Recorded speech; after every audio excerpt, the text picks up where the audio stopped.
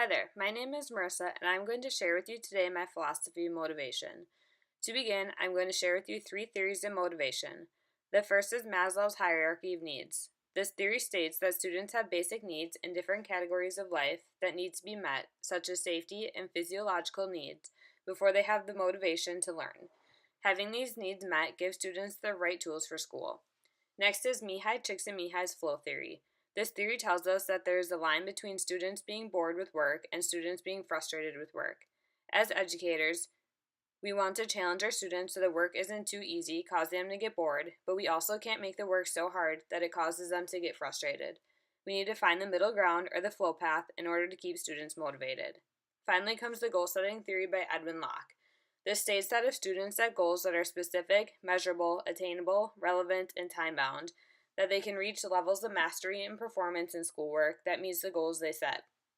Setting goals gives students the motivation and drive to work towards something they can be proud of. Now that I went through the theories of motivation, I'm going to talk about my personal philosophy of motivation.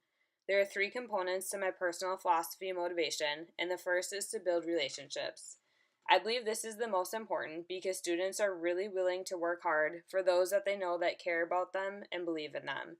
So it is important for teachers to build trust relationships with students in order for them to be motivated in the classroom. The next is to create acceptable challenges. This goes along with Csikszentmihalyi's flow theory.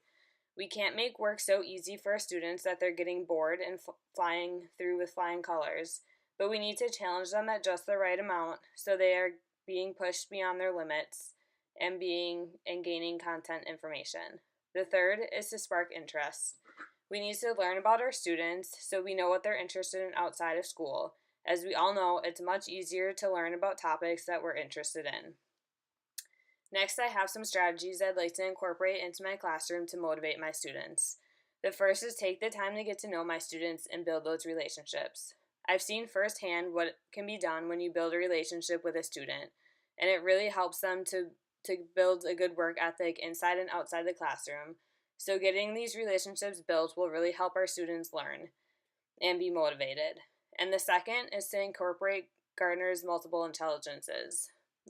This states that students learn with different learning styles and at different capacities, so we need to incorporate different instruction into our lessons in order to reach all types of learners, such as musically inclined learners or the kinesthetic learners. And that is my philosophy of motivation.